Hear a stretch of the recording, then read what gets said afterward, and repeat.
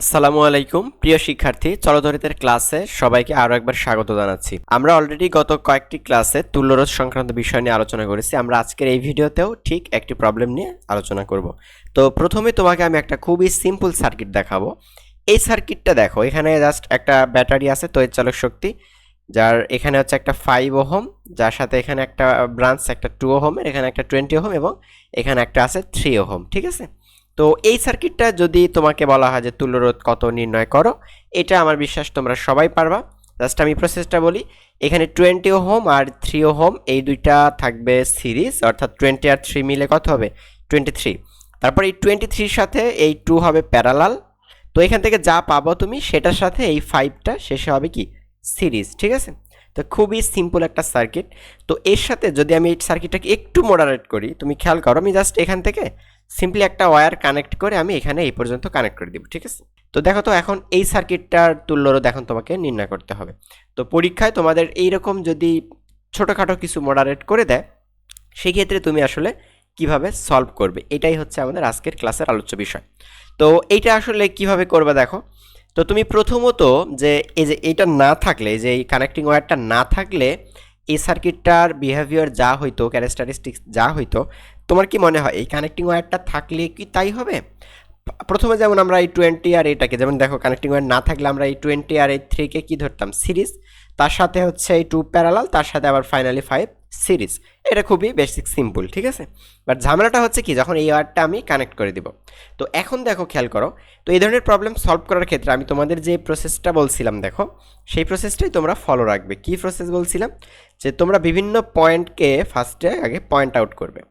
তো কি point out করবা তুমি এখানে, যেমন দেখো, প্রথমত এই যে তড়িৎচালক শক্তি যেটা এর দুই প্রান্তে তুমি নাম দিবে। ধরো এটার আমরা নাম দিলাম এ প্রান্ত, এটার নাম দিলাম বি প্রান্ত।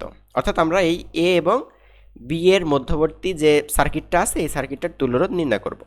তাহলে এটা যদি এ প্রান্ত হয়, তাহলে তোমরা বলো তো এই যে এই পয়েন্টটার নাম কি হবে? এটাও কিন্তু ডেফিনেটলি এ প্রান্ত হবে, কারণ এখানে আর এখানের মধ্যে দেখো কোনো সার্কিট এলিমেন্ট নাই।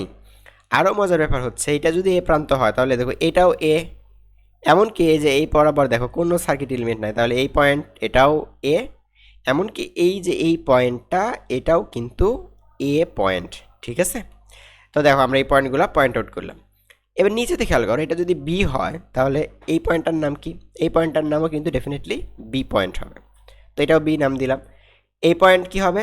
এটাও একইভাবে বি পয়েন্ট হবে, কেননা এই পয়েন্ট আর এই পয়েন্টের মধ্যে কোনো সার্কিট এলিমেন্ট নাই। ঠিক আছে, তো এখন দেখো তো সবগুলো পয়েন্টকে কি আমাদের পয়েন্ট আউট করা শেষ? এ তো একটা পয়েন্ট বাকি আছে, যে এই পয়েন্টটা বাকি আছে। তাহলে এটার কি নাম দিবা তুমি? এ আর বি তো দিয়ে দিছো, এটার নাম দিয়ে ধরো সি পয়েন্ট। ওকে, তো এখন এই যে সার্কিটের যে পয়েন্টগুলো দেওয়া আছে, প্রত্যেকটা পয়েন্টকে তুমি প্রথমত, এগুলোকে নোড বলা হয়, প্রত্যেকটা নোডকে তুমি পয়েন্ট আউট করলে এইবার তুমি এই সার্কিটটাকে একটু নতুন আঙ্গিকে ড্র করবে। কীরকম? দেখো, আলটিমেটলি আমাদের যেই দুই পয়েন্টের মধ্যে তুল্যরোধ বের করতে হবে, আমরা সেই পয়েন্টের একটা দিলাম এ নাম এবং একটা পয়েন্টের নাম দিলাম বি পয়েন্ট। ঠিক আছে, তো এখন এই এ আর বি এর মধ্যে কিন্তু আরও একটা পয়েন্ট আছে যেটা সি পয়েন্ট। যদি এরকম মাঝখানে আরও 50টা পয়েন্ট থাকতো তাহলে তুমি 50টা পয়েন্টই মাঝখানে দিয়ে দিতা। ঠিক আছে, তো আমাদের এখানে একটা পয়েন্ট আছে সি পয়েন্ট, তাহলে আমি এ এবং বি এর মাঝখানে একটা পয়েন্ট দিলাম সি পয়েন্ট। ঠিক আছে, তো এখন আমরা একটা করে রেজিস্ট্যান্স ধরবো, এটা কোন কোন রোধের মধ্যে আছে বা কোন কোন পয়েন্টের মধ্যে আছে সেখানে আমরা স্থাপন করে দিব। ঠিক আছে, যেমন প্রথমে দেখো এই 5 ওহম, এই 5 ওহমটা, 5 ওহমের দুই পারে তাকাও, দেখো এখানে এক প্রান্ত হচ্ছে এ এবং আরেক প্রান্ত সি। তার মানে এই যে এ এবং সি এর মাঝখানে আমি একটা রেজিস্ট্যান্স দিব, যার ভ্যালু কত? যার ভ্যালু হচ্ছে 5 ওহম। ঠিক আছে, তাহলে এই 5 বসানো শেষ। এবার এই 20 বসায়, দেখো এই 20ও হচ্ছে এ এবং সি এর মধ্যে, তাহলে এই 20ও কিন্তু আমাদের এখানেই থাকবে, অর্থাৎ এ এবং সি এর মধ্যেই থাকবে। তাহলে এখানে এ এবং সি এর মধ্যে আমি একটা রেজিস্ট্যান্স দিয়ে দিলাম 20 ওহমের। ঠিক আছে, তাহলে এই 5 বসানো শেষ, 20 বসানো শেষ। এবার আবার খেয়াল করলে দেখো যে এই যে 2, এই 2 ওহমটা কোথায় আছে? 2 ওহমটা আছে সি এবং বি এর মধ্যে। তাহলে এই যে সি এবং বি এর মধ্যে এখানে আমি একটা রেজিস্ট্যান্স দিব, সেই রেজিস্ট্যান্সটার মান কত? সেই রেজিস্ট্যান্সটার মান 2 ওহম। তাহলে সি এবং বি এর মধ্যে একটা আছে 2 ওহম। তাহলে এই 2 বসানো কাজ শেষ সি এবং বি এর মধ্যে। আবার এখানে দেখো, খেয়াল করে যে 3 ওহমটা, এই 3 ওহমটা আছে কিন্তু এ এবং বি এর মধ্যে। তাহলে এ এবং বি বলতে কি, তাহলে দেখো এখান থেকে যে পুরো এখান থেকে বের হয় একটা, এই যে এ এবং বি, এখানে একটা রোধ আছে যে এটা পুরোপুরি একদম বি পর্যন্ত চলে যাবে, কারণ কি এটা দেখো এ এবং বি এর মধ্যে কত ওহম, সেটা 3 ওহম। ওকে, তো এই সার্কিটটাকে কিন্তু আমরা একটু নতুন আঙ্গিকে সাজায় ফেললাম এই যে এই নতুন চিত্রটাতে। অর্থাৎ এই চিত্রটার যা ক্যারেক্টারিস্টিক্স, এই সার্কিটটার যা বিহেভিয়ার, এটা কিন্তু সিমিলার বিহেভিয়ার শো করবে। ওকে, বাট মাঝখান থেকে এটা করার সুবিধাটা হচ্ছে তুমি প্রথম চিত্রটা থেকে ঠিকঠাক মতো বুঝতে পারবে না যে কোন কোন রোধ সিরিজ, কোন কোন রোধ প্যারালাল।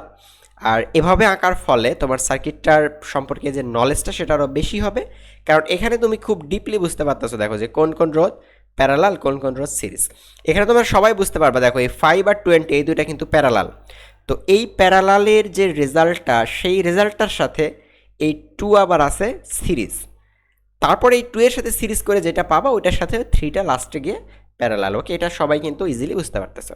তো এখন দেখো তাহলে 5 আর 20কে আমরা ফার্স্টে প্যারালাল করি। 5 আর 20 প্যারালাল করলে কত, আমি এখানে একটু করে নিচ্ছি, তোমরা তোমাদের মতো করে নিও, ঠিক আছে। 1/r equal to 1/5 plus 1/20। তাহলে এখানে লসাগু কত হবে 20, অর্থাৎ 5 20-র মধ্যে 4 বার যাবে, তার উপর হবে কত 4 প্লাস 1 অর্থাৎ 5/20। তো 5/20 যদি কাটাকাটি করে তাহলে কত হবে 1/4, ঠিক আছে। তো দেখো 1/r এর মান হচ্ছে 1/4, তাহলে সিম্পলি r এর মান কত উল্টে গেলে হয়ে যাবে 4 ওহম। অর্থাৎ এই যে 5 ওহম আর 20 ওহম এই দুইটার পরিবর্তে যদি আমরা এখানে একটা সিঙ্গেল রোধ ইউজ করি তাহলে তার রোধ হবে 4 ওহম, ঠিক আছে। তোমরা এটা নতুন একটা চিত্র আঁকতে পারো, আমি এখানে জাস্ট ইরেজ করে এই এই জায়গাতে, অর্থাৎ এই দুইটার পরিবর্তে আমরা এখানে একটা মাত্র রোধ ইউজ করব, যেই রোধটার মান কত, যেই রোধটার মান হচ্ছে 4 ওহম, ঠিক আছে।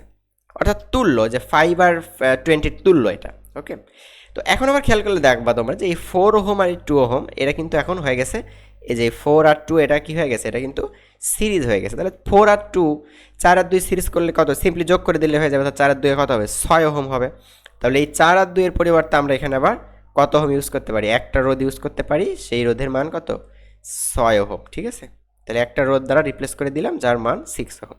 এবার দেখো তো আমরা লাস্ট স্টেপে চলে আসছি, তাই না। এই 6 এবং 3 এই দুইটা ফাইনালি কিসে আছে, এই দুইটা ফাইনালি আছে কিন্তু প্যারালাল। তো 6 আর 3কে প্যারালাল করলে কি হবে, দেখো এখানে করে দিই 1/r ইকুয়াল টু 1/3 প্লাস 1/6, ঠিক আছে। তো এখানে লসাগু হবে কত 6, তাহলে এখানে লসাগু করলে দেখো 2 প্লাস 1 অর্থাৎ 3/6। 3/6 মানে কত 1/2। তো 1/r ইকুয়াল টু যদি 1/2 হয়, therefore r equal to simply উল্টে গেলে হবে কত 2 ওহম। তার মানে এই 6 এবং 3 এই দুইটাকে যদি তুল্য করা হয় তাহলে এই দুইটার তুল্য রোধ হবে 2 ওহম, ঠিক আছে। তাহলে এখানকার যে ফাইনাল রেজাল্টটা, অর্থাৎ এ আর বি এর মধ্যে যে আলটিমেট তুল্য রোধটা, সেই আলটিমেট তুল্য রোধটা তাহলে কত হবে, এখান থেকে একটা রোধে রিপ্লেস হয়ে যাবে, যে রোধটার মান হবে কত 2 ওহম, ঠিক আছে। তো দেখো সার্কিটগুলা যত কমপ্লেক্সই থাকুক না কেন, আমরা যদি এভাবে প্রত্যেকটা নোটকে পয়েন্ট আউট করি, তারপর এই সার্কিটটাকে আমরা নতুন আঙ্গিকে এখানে সাজাই, এতে করে যেটা হবে ওই সার্কিট সম্পর্কে একটা আইডিয়াটা আমাদের আরও ক্লিয়ার হবে যে এখানে কোন কোন রোধ প্যারালাল, কোন কোন রোধ সিরিজে আছে। এতে করে তোমাকে আর খুঁজতে হবে না যে আমাকে কোন কোন রোধ সিরিজ বা কোন কোন রোধ প্যারালাল। তুমি যখন এটাকে নতুন আঙ্গিকে সাজিয়ে নিবে তখন এই সার্কিটটাই তোমাকে অটোমেটিক সিরিজ প্যারালালের যে ব্যাপারটা সেটা তোমাকে অটোমেটিক শো করবে, ঠিক আছে। তো আশা করি প্রবলেমটা সবাই বুঝতে পারছো। বুঝে গেলে অবশ্যই ভিডিওতে একটি লাইক কমেন্ট করে দাও, এবং তোমরা অবশ্যই এই ভিডিওগুলো দেখার সময় চ্যানেল থেকে প্লেলিস্ট থেকে দেখবে, ঠিক আছে। অর্থাৎ ভিডিওর সিকোয়েন্সগুলো মিস হয়ে গেলে তোমরা পরবর্তী ভিডিওগুলো বুঝতে সমস্যা হয়ে যাবে, ঠিক আছে। তো এই ভিডিওটা এই পর্যন্তই থাকবে, পরবর্তীতে দেখা হবে নতুন কোনো প্রবলেম নিয়ে।